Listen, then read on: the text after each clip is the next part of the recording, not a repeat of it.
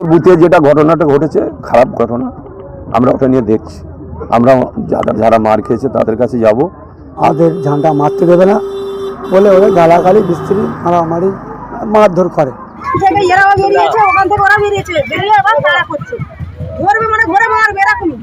আমরা কোনো আইন ভঙ্গের কোনো কাজ করি না, আমরা এক জায়গায় ছিলাম, আমাদের উপরে 2 রাউন্ড গুলি করে।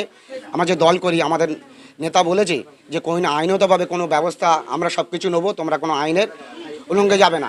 এই দেখুন এইভাবে পরিদর্শন আগামীকালে একটা ক্ষুদ্র ঘটনা ঘটেছিল।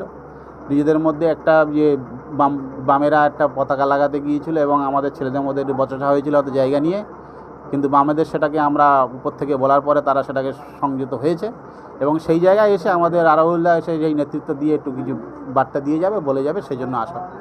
না সেইগুলো নিয়ে আমার কাছে আমি তো আজ প্রথম, আমার কাছে সেইগুলো নিয়ে কোনো তথ্য নেই। নিশ্চয়ই অন্যায়ের সাথে আইএসএফ কোনোদিন সাপোর্ট করবে না। আমি একদম পরিষ্কার বলে যাচ্ছি আজকে যে আমরা অন্যায়ের সাথে কোনো সাপোর্ট নেই। আর এখানে একজন তৃণমূলের নেতারা এখান থেকে ওইভাবে টাকা তুলতো, 5-7-10 জায়গাতে টাকা তুলতো, সেইটা আমাদের ছেলেরা বলেছে যে ওইভাবে টাকা তোলা যাবে না।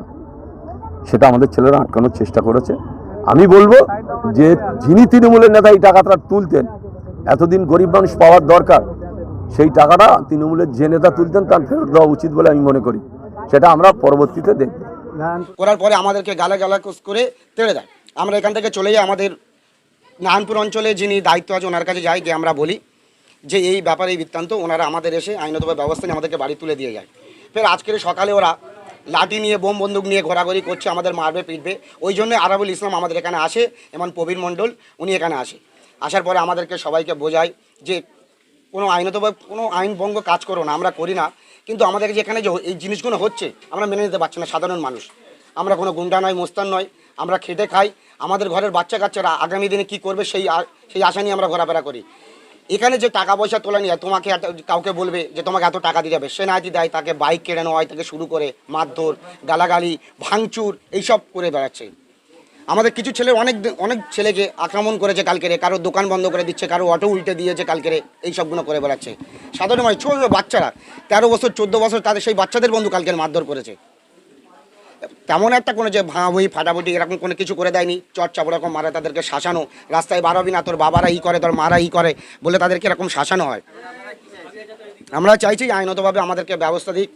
আইন যেটা সিদ্ধান্ত নেবে ওটাই, আমাদের দলের নেতৃত্বে যেটা সিদ্ধান্ত নেবে ওটাই আমরা চাই। তার কারণে পুলিশ ঢুকে গিয়েছে, কিছুক্ষণ পরে পুলিশ যখন ঢুকে গিয়েছে, ওরা আমাদের এখানে খালপাড় বলে একটা জায়গা দিয়ে ওখানে চলে গিয়েছিল। ওখানে গেলে ছেলে আমি সবাই মিলে বেরিয়েছে, এদিকে এরা বেরিয়েছে, ওদিকে ওরা বেরিয়েছে, মারধর করবে।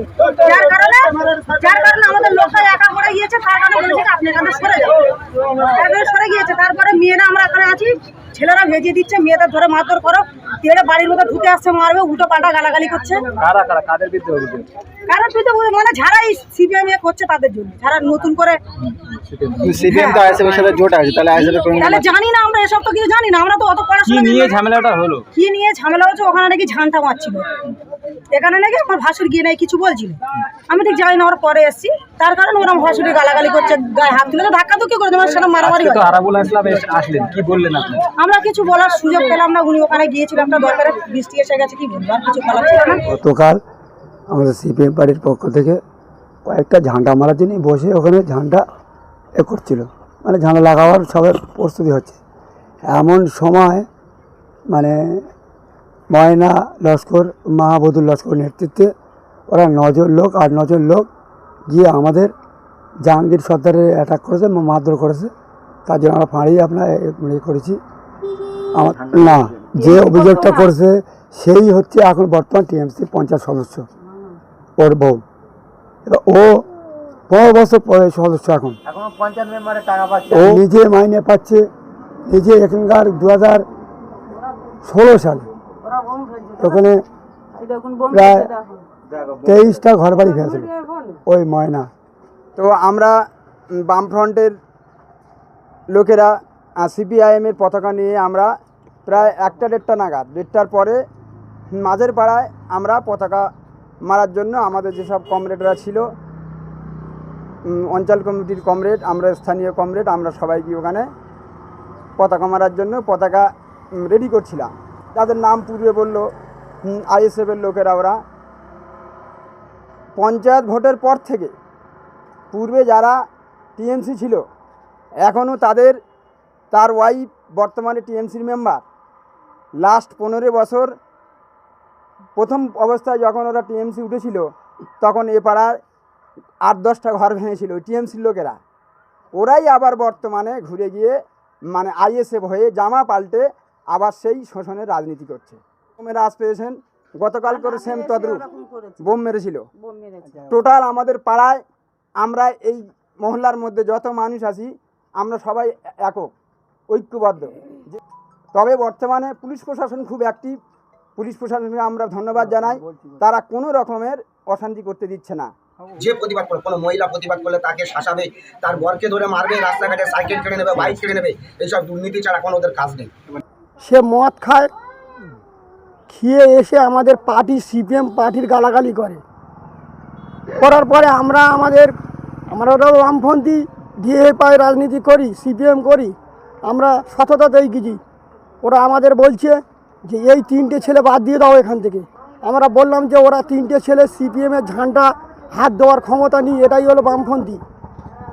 আমরা তেমন বললাম যে ওরা সরিয়ে দেবো বলে আমরা অনেক ভদ্রতা দেখিয়েও ময়না লস্কর ছেলেপুলে নিয়ে যেভাবে আমাদের ওপরে অত্যাচার করেছে, মারপিট করেছে। আমাদের সবথেকে বেশি মেরেছে জাহাঙ্গীর সর্দার, তারপরে আমার দাদা দীর্ঘদিনের মাদার আলী মোল্লার ছেলে শাহজাহান মোল্লা কোনো দিন তৃণমূলের কোনো দিন ঝান্ডাও ধরেনি, তাকে বন্ধ মেরেছে। আমার নিজের ময়না লস্করের ছেলে, ওর নাম মাহবুব লস্কর, ও আমার নিজে গলা টিপে ধরেছে। আমাদের সিসি ফুটেজ সব আছে, সেই ফুটেজটা আমার এই ভাইপো আসে দেখাবে। আপনি দেখান, হাতে করে নিয়ে দেখেন, এই দেখুন, বলেন ভাষা দেখুন, একবার একটা ভাষা দেখুন। একদম ইচ্ছাকৃত মানুষের সঙ্গে ঝগড়া, মানুষের চায় না। জোট আমাদের হয়েছিল এই মুহূর্তে আমাদের নারায়ণপুর অঞ্চলের ব্রাঞ্চের একজন আমি পার্টি মেম্বার, আমাদের পার্টি এরিয়া কমিটির সম্পাদক তাপস অধিকারী আমাদের বলে দিয়েছে অঞ্চলে এই মুহূর্তে আইএসএফের মতো সংগঠন করবে, সিপিএমের মতন সিপিএম সংগঠন করবে। আমাদের পতাকা মারা হচ্ছিল, এইভাবে আমাদের ধুমিয়ে রাখার চেষ্টা করছে। কিন্তু আমরা আমাদের গ্রামের মানুষ ভালোবাসায় 1-150 মানুষ বেরিয়েছে, আমরা কোনো দিন ওকে একটা গালাগালিও করিনি। কিন্তু ওরা 5-6 জন ছিল। গ্রামটা কি 5-6 জন চালাবে না সাধারণ মানুষ চালাবে?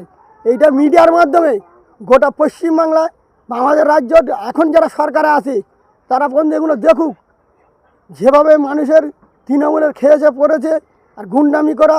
ইতিমধ্যেই আমাদের কাছে পুরো পাড়া প্রমাণ আমরা ঠিক দিতে পারবো না, তোলাও তুলছে।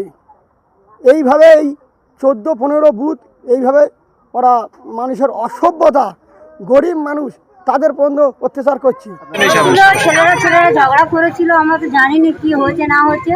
ঘরে আসার পরে এবার দেখি খুব হুঁচি হাঙ্কা দিচ্ছে, ছেলে সাবধান করো, না তো সব ভেঙে চুড়ে ফুটে দেবো, খুব মারধর করবো, হাত পা ভেঙে দেবো, অনেক কিছু। আর কীর্তি গালাগালি সব অনেক কিছু। কালকে সারাদিন আর ফের আজকেও সকাল থেকে এলো গালাগালি জোবান করতে পারিনি, এমন এত ভাষা দিচ্ছে। কি কারণে হলো? কি কারণে হয়েছে এবারে যারা ছিল জানে সবাই, আমরা তো জানি না। আমরা গিয়েছিলাম একটা দরকারে, একটা কাজে গিয়েছিলাম, গালাগালি করে অনেক কিছু ঘুরে আসতে মারাচ্ছে না। আমাদের বাড়িতে বিস্কুট ছিল না, ছেলেরাও 4-5 জন করেছিল, ওরা অনেকজন এসেছিল, যার কারণে ভিতরে ঢুকে যাবে, ঝামেলা করবে না। তবে আমরা চাই না যে যেরকম আছে যা পার্টি করার ইচ্ছা সে সেই পার্টি করুক। আমরা চাই না আমাদের উপর অত্যাচার হোক, আমাদের গালাগালি করুক, আমাদের বাড়ি এসে মারধর করুক, এটা আমরা চাই। আমরা শান্তিতে বাঁচতে চাই, কারণ আমরা গরিব মানুষ, খেটে খাই। আমরা কারোর বিরুদ্ধে যাবো না, আমাদের নিজেদের লোক। কারণ আমরা চাই আমার ভাইজান, ছোট ভাইজান, আল্লাহ ওনার ভালো হোক। আমাদের জন্য উনি তো এত কিছু করছে, তাহলে ওনার জন্য কেন আমরা এত করি?